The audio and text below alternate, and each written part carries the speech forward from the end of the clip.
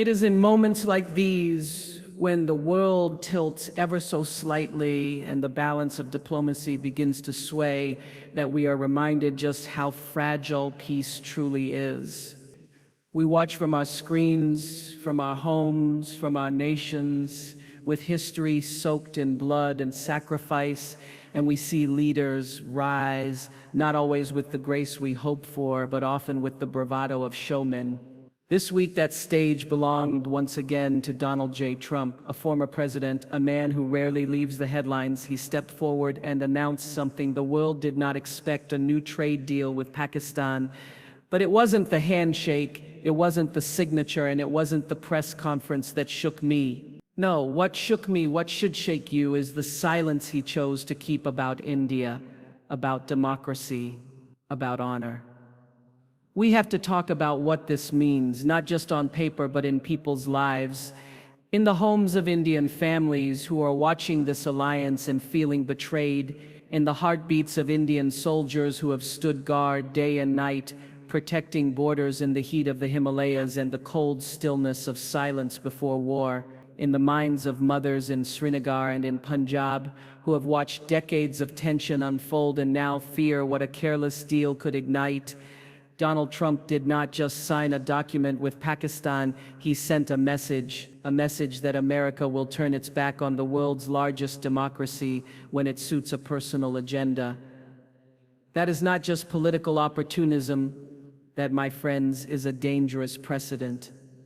When you look at India and Pakistan, you are not just looking at two neighboring nations, you are looking at a history of trauma, of division, carved by the pain of partition, of 3 wars, of a line of control stained with the blood of thousands. You are looking at nuclear powers sitting across from each other, watching every move the other makes with suspicion. You are looking at the people of Kashmir, caught in the middle, voiceless, pawns in a game that never ends.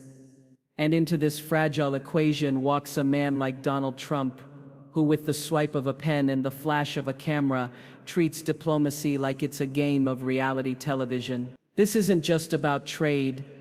This isn't just about money flowing between nations or factories opening up. This is about trust, the kind of trust that India has extended to America time and again. India stood by the U.S. after 9/11, not just with condolences, but with concrete support. India has opened up markets, strengthened defense ties, and welcomed American companies with open arms. And now, as Pakistan, a country with decades of ties to terrorist networks and strategic manipulation, steps into the American spotlight, we have to ask, where does India stand in Donald Trump's vision for the future? And let me say this clearly: when you choose to shake hands with a government that has harbored extremists, you are not just making a deal, you are making a statement that profit matters more than principle, that momentary gain is worth more than long-term stability. You are legitimizing a history of cross-border attacks, proxy wars, and betrayal. You are empowering a state that has, time and again, been accused of undermining peace in South Asia. And the people of India, they're watching. They are not angry because Trump spoke to Pakistan. They are angry because he forgot what India stands for. It's not about being anti-Pakistan. It's about being pro-justice, pro-peace, pro-democracy. And when you overlook the complex web of security issues, when you don't consult long-standing allies, when you don't show respect for the intelligence and sacrifice of a nation like India, you are not leading, you are gambling. And this gamble is one that could cost the region dearly. I speak not as a politician, but as a human being who has seen what war does. I have held the hands of refugees, listened to the cries of children whose homes were shattered by bombs, sat with women who lost husbands to conflicts they never understood. And every time leaders make decisions without considering the human cost, the world grows colder, less forgiving, more divided. India has been a friend to America. Not a perfect friend, but a faithful one. Through trade, technology, defense, and values, India has built bridges across continents. And while India has its internal struggles, as all nations do, it has never turned away from the dream of progress. the dream of unity and diversity, the dream that peace, no matter how difficult, is worth fighting for. That is the spirit Trump failed to acknowledge. That is the heart he overlooked. And let's talk about the silence around the border tension. Because when you make a deal with Pakistan and ignore the shelling in Poonch, the infiltration attempts across Kashmir, the pain of Indian Army families who have lost their sons to cross-border firing, you're not just being careless, you're being complicit. Peace cannot be achieved by pretending war isn't knocking at the door.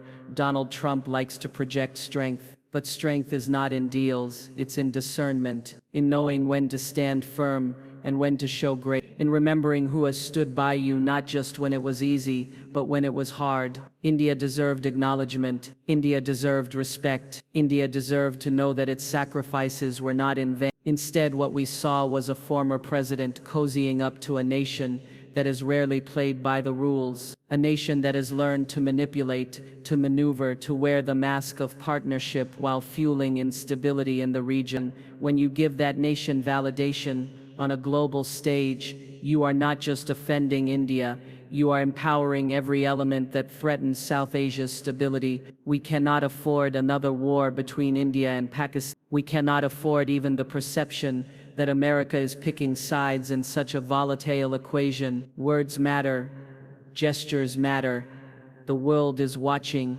and every move carries weight. And if Trump's New Deal tilts that balance, even slightly, toward distrust and division, then he has done more damage than he can comprehend. So I say this today not with anger, but with deep disappointment, because this was a moment for leadership, for vision, for healing. And instead we got another show, another headline, another forgotten ally. The people of India are not props in a political drama. They are voices, they are stories, they are the heartbeat of a proud, resilient, democratic nation, and they will not forget this betrayal, because in the end, real diplomacy isn't about who signs the most deals.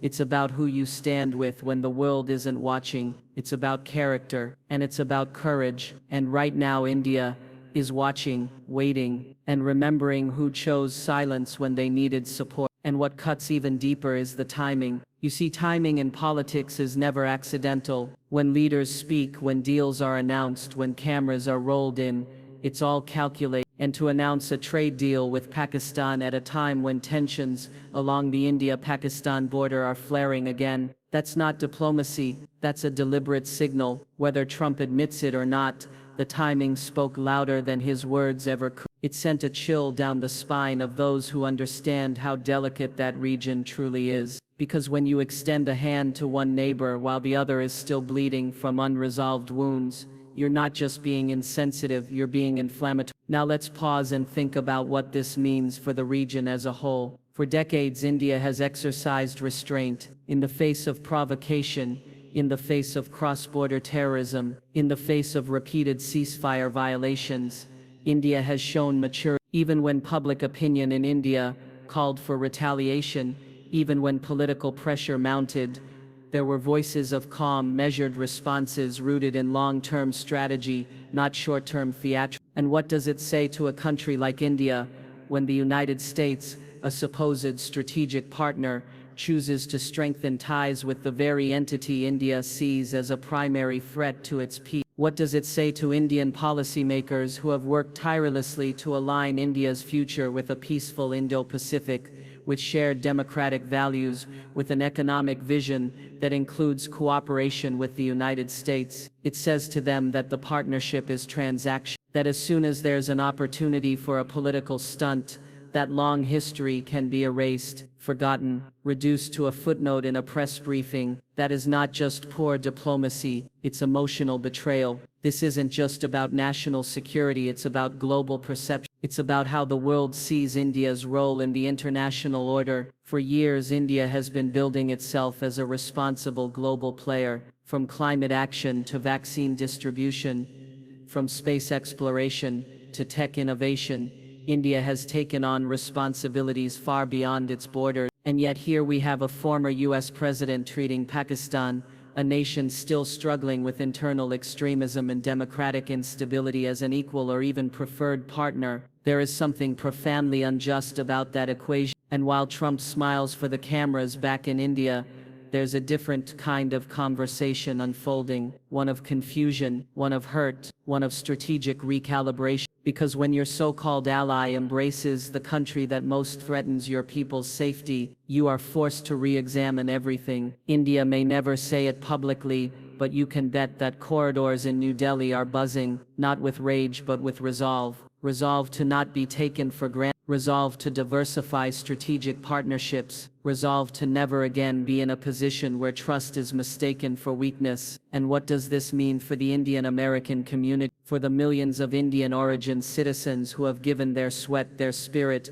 and their innovation to build the American dream. They are watching too, watching a president they once voted for, perhaps even believed in, ignore the emotional ties between India and the United States, watching the complexities of South Asian politics be reduced to a photo op, watching the moral compass of American foreign policy tilt towards self-interest without shame. That's not just disappointing, that's a dismissal of identity, a dismissal of history, a dismissal of dignity. Let's talk plainly. Pakistan has long had a pattern: promise peace, and behind the scenes, support proxies, smile for the West, and feed instability to the East. It's a duality that the international community has tolerated far too long, and Trump, in his hunger for attention, has handed them yet another opportunity to appear legitimate on the world stage. But the truth doesn't change. The families in Pulwama, the widows in Uri, the countless lives lost to attacks traced back to Pakistan, those truths remain, even if leaders choose not to speak them aloud. And then there's the ripple effect. Because what message does this send to China, to Russia, to the broader world? It says that alliances can be abandoned, that loyalty is up for sale, that strategic patience and democratic principles don't matter when a camera is rolling and a deal needs signing. That's a very dangerous message to send in a world already teetering between cooperation and chaos. You don't just embolden one partner when you turn your back on another, you destabilize the entire chessboard. And for the Indian soldiers, those standing at high altitudes in Ladakh, those patrolling the tense borders in J&K, this is more than just headlines. This is personal. They are the ones who have faced the bullets. They are the ones who have stared across the LOC and seen the enemy, and now they are the ones who have to wonder if the global superpower they once saw as a friend is still on their side. That moral injury, when your sacrifices are ignored by those who should know better, is perhaps even deeper than the physical ones. So I ask, where was the mention of India's pain? Where was the recognition of its contribution? Where was the acknowledgement of the world's largest democracy standing tall amid growing global authoritarianism? Nowhere, because when the cameras came on, when the applause was expected, Donald Trump chose to rewrite the script, one where principles took a backseat, one where justice was not served but sold. And let's be honest, this isn't the first time. Trump has a pattern of using foreign policy as a stage. He's done it with North Korea, he's done it with China, he's done it even with NATO allies. But with India, this was supposed to be different. This was supposed to be a relationship built on shared values of freedom, of democracy, of ancient civilization, meeting modern progress. This was supposed to be sacred, and yet he treated it like it was expendable. What do we say to the youth in India, who look to America as a beacon of fairness, of collaboration? What do we say to those building bridges in Silicon Valley and Bengaluru, working together, dreaming together, that they were wrong to believe in that dream? No, we don't say that. We say your belief was right, but the leadership failed you. Not all Americans, but one man who has shown time and again that his loyalty is only to the applause of the moment. There is still time to course correct, but it begins with truth. It begins with leaders who recognize that India is not just a partner of convenience, it is a force of global stability, and it deserves to be treated as such, not as a second thought, not as a pawn in a political game, but as an equal, as a friend, and as a symbol of the future we still have time to build, one rooted not in theatrics but in trust. Because the world is not a reality show, and lives are not ratings, and partnerships are not plot twists for political redemption. They are real, they are sacred, and they must be honored, always. And now let's talk about what's stirring deep inside the Indian soul, the fear, not the kind of fear that weakens, but the kind that awakens, the fear that comes when a nation sees the very pillars of its foreign policy being shaken, a fear that history might repeat itself, that betrayal might once again come not from across the border but from across the sea, from a friend who no longer sees you the same way. That is the fear gripping India right now. You see, India has always stood on a foundation of pride, of resilience, and of believing that its voice matters on the world stage. And for the past 2 decades, especially since the early 2000s, India believed it was finally being heard, that it had risen from the shadows of colonization and Cold War marginalization,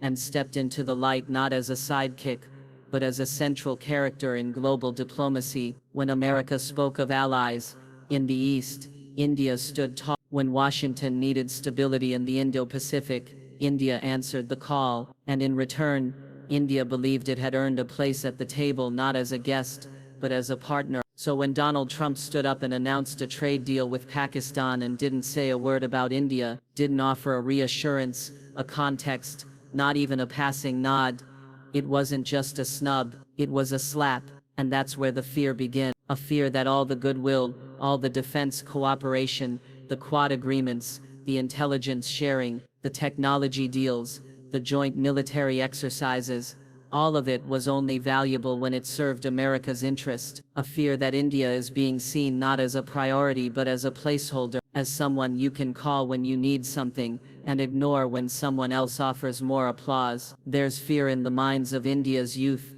the generation that grew up seeing the U.S. as a symbol of opportunity, of ambition. These are the young coders, engineers, artists, scientists, who admired America not just for its power, but for its ideals, freedom, fairness, equality, and now they are asking, are we still seen as equals, or are we just another stop in the politics of convenience? That fear runs deep because when dreams are built on trust, betrayal doesn't just break treaties, it breaks hearts. There's fear in India's foreign policy community too, fear that this deal could embolden Pakistan to once again test the boundaries along the line of control, that they may see Trump's public embrace as a green light to be more aggressive, more provocative. There's fear that regional peace, always hanging by a thread, might unravel once more, that a single statement from a former U.S. president who still holds influence over half of America could trigger ripples of instability that India will have to bear alone. And let's not ignore the fear in India's defense corridors, the fear that U.S. arms sales to Pakistan could resume under a future Trump administration, that intelligence sharing could become selective, that drone technologies once off limits might find their way to those who have previously looked the other way while terrorists cross the border. That fear is not paranoia, it is the product of decades of betrayal of peace, overtures that turned into coffin parades. There's also a deeper cultural fear rising, a fear that India is once again being misunderstood, that the West, or at least this figurehead of it, still doesn't grasp the complexity of India's struggle. India is not perfect. It knows that. It wrestles with poverty, polarization, and a million internal contradictions, but it is also one of the last standing democracies in a region sliding toward authoritarianism. It is a place where elections are loud, chaotic, but real, where press freedom, though under pressure, still breathes, where women lead, where the poor still dream. And when someone like Donald Trump chooses to overlook all of that, to cozy up instead to a regime with a track record of undermining democratic institutions, that fear is not just about geopolitics, it is about being erased. And what about the fear in the Indian diaspora? Millions of Indian Americans who love both countries, who work for both, pray for both, and vote for both. They are the ones stuck in emotional limbo. Because how do you explain to your children that the president you supported is now shaking hands with a government that once sheltered the man behind the Mumbai attacks? How do you hold both identities in your chest when one feels betrayed by the other? That's not just a policy dilemma, that's a personal fracture. Let's not forget the strategic fear either, the fear that Trump's unpredictable moves may force India to recalibrate its entire global posture, that if the U.S. becomes an unreliable partner, India will have to turn more decisively toward Europe, Japan, Australia, or even carefully balance ties with Russia and Iran again. That fear isn't about abandoning the US, it's about hedging back, and that is a dangerous game, in a region where a single misstep could lead to open conflict. And above all, there is the unspoken fear, the one in every Indian heart, that peace will slip through the cracks once more, that school children in border states will once again be told not to wear their uniforms in public, that railway stations and marketplaces will once again become targets, that fathers will once again tell their daughters to stay indoors, that villages will hear shellfire instead of wedding music. That fear, more than anything else, is what should have been acknowledged by Trump, but he didn't. He never does. Because what Trump doesn't understand, and may never understand, is that for countries like India, friendship is not a campaign slogan, it is a sacred bond, built slowly, painfully, earned through sacrifice. And when someone plays with it, dismisses it, cheapens it, you don't just break a promise, you reopen wounds that never fully healed. So yes, India is afraid, but not helpless. India will remember, India will realign, and India will rise, because fear, when harnessed by a people of grit, becomes fuel, and in that rising, it will demand not pity, not protection, but respect, the kind that no deal can erase, the kind that no betrayal can diminish, the kind that burns brighter than fear always.